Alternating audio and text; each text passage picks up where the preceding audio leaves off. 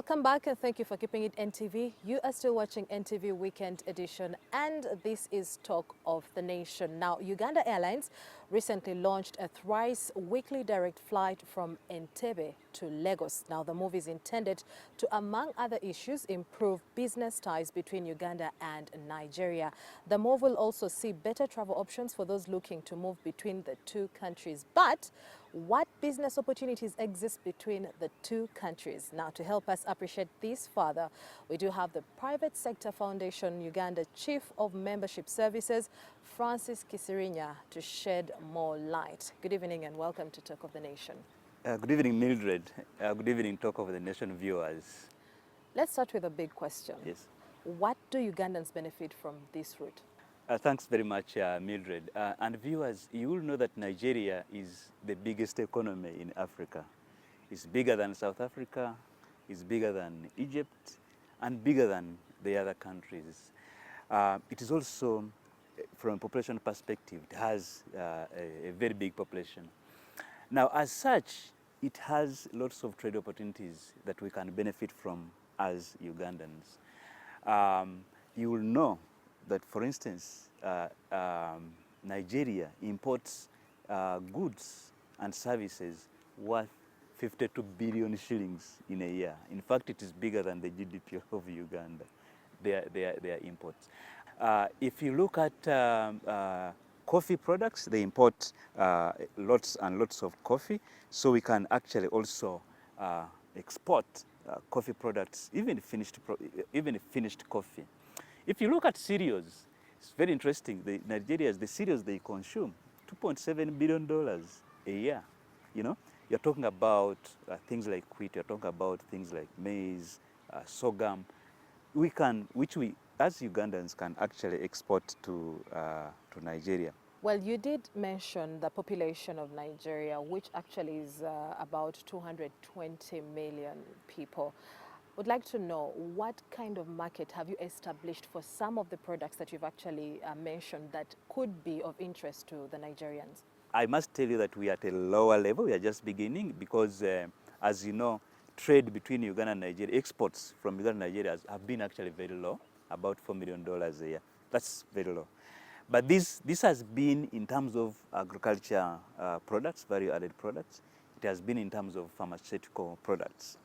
Now, these ones, it's now possible for us to expand on them, and given the direct flight that we have. Because one of the challenges that we've been facing is in terms of movement of the goods and people. Yes. So the connection through various places to get, you can imagine, to get a product in Nigeria, for instance, products that have been moved by sea, you go to take them to Dubai, then from Dubai they are rerouted to Nigeria. That's really cumbersome. Yeah, with the cost of transportation. Yeah, the cost of transportation is very high. But do we have a ready market for these products already? Yes, there are ready markets for our products. As I said, the consumption of milk is very high. The consumption of coffee, tea is very high. Of course, the business side of it, very many traders are very eager to have their products exported to Nigeria. But one may wonder, what will it take for someone to have, a trader in particular, to export their products or goods to Nigeria?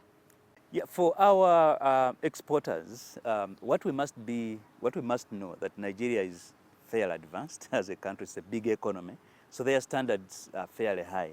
So we must work on making ourselves, our products of high quality, comply with the national standards like the UNBS standards, make sure that you are able to package your products very well, and make sure that you are able to have contracts and supply based on those contracts. It will also help if the country can move and create some export infrastructure, some things like warehouses, so that when our products move from Uganda, there is somewhere where they can be kept, and then buyers can come from the other market and buy. So we need to have those things. We also need to understand what it takes in terms of the trade rules. Okay, what do you need to export to Nigeria? You must understand this very well from a custom perspective, from a standard perspective, and all the other regulations that go with it. Well, this is a two-way traffic. Let's look at how many Nigerians, first of all, do we have in Uganda, and how many of them actually do have investments in Uganda? For instance, we have banks, Nigerian banks that are invested in Uganda, not one, not two. Insurance companies, they are invested here. So already you can see that there are opportunities. The Nigerians have already started investing here. And we are looking forward to having more Nigerians actually invest in the country, in Uganda. Nigeria has I think, either 11th or something richest person, Dangote.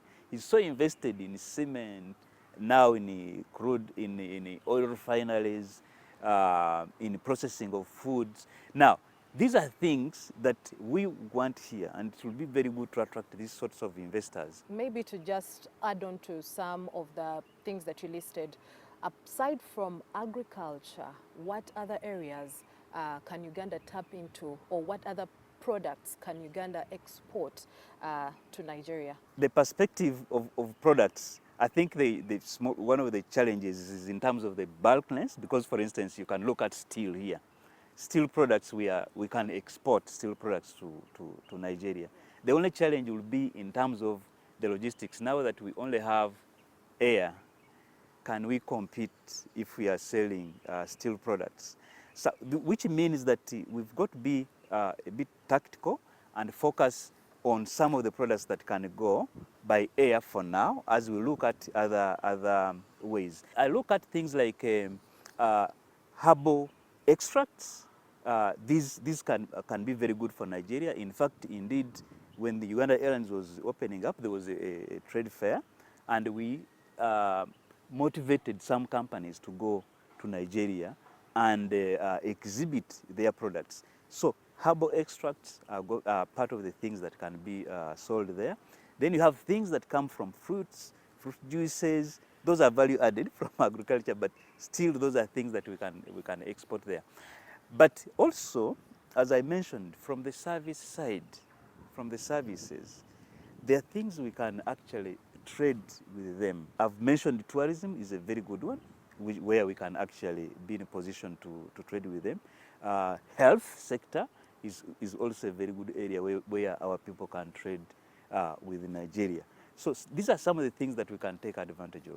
Okay, Mr. Francis, as we get to wrap up this conversation, what is the Private Sector Foundation doing to attract more Nigerian investors into Uganda, now that we do have a direct flight from Entebbe to Lagos and vice versa? Now, one thing that the private sector has done and is doing is to create opportunities for exchange of ideas. That is one. That is in terms of having a business forum. You are aware that Uganda and Nigeria, sometime in May, we had a business forum here. The Nigerians came here and we discussed with them, what is it like to trade in Uganda? You know, from a legal and regulatory perspective, so they are aware. What is it in terms, where are the opportunities? We were able to demonstrate and show where the opportunities are.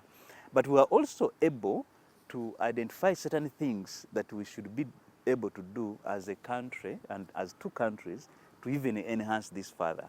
One of those is in terms of the visa.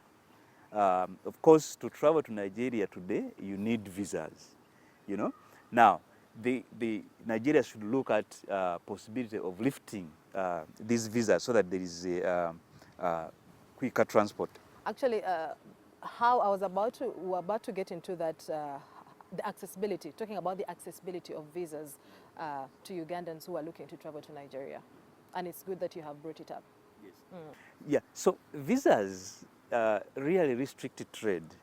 You know, if you're going to travel, you need to put your effort in things that matter to your business, but not in filling papers, going to attend the interviews for visas, and things like that. They take a bit. So it really restricts trade. Now, if visas are removed, it means that will be one barrier that is actually removed and can help Ugandans access Nigerians. They can go to Nigeria as every time that they want to go, just like Nigerians come here. Now, that is something that that we have to do, and we've raised this particular matter. Also, there are issues to do with the cost of finance and the payment systems. You know, when you sell goods to Nigeria, or when Nigerians sell goods to Uganda, you know, the current settlement way is through the normal banking system, either through telegraphic transfers, you know. Now, those systems, you first route the money through Europe or US before, from Uganda, you route the money through Europe or US before it can come back to Nigeria. Now, that's something of a barrier and makes transaction costs very high. Now, what we're encouraging and advocating for is for Africa to create its own payment and settlement system. And the payment and settlement systems that can even be in local currencies. Because if I sell to Nigeria, what I want is to get back my money in shillings. So if the payment comes through and sits into my account in shillings, I will have no problem. So finally, do you think that this is actually economically, this is a game changer for Uganda? Yeah, it is a very good thing for Uganda, because as I mentioned from the very beginning, we are really we have built our muscles in a number of things as a country. We are doing very well in the agriculture, in the cereal side. We have to sell cereals. Our maize close to Nigeria. And that will mean more incomes for our people, more jobs, more taxes, and all of us will be happy. All right. Thank you so much, Francis Kisirinya, for making time to speak to us and, of course, sharing what is in for the business community in Uganda with the recent launched direct flight to Lagos. Now, that conversation does take us in for a short break. When we return with NTV Weekend Edition.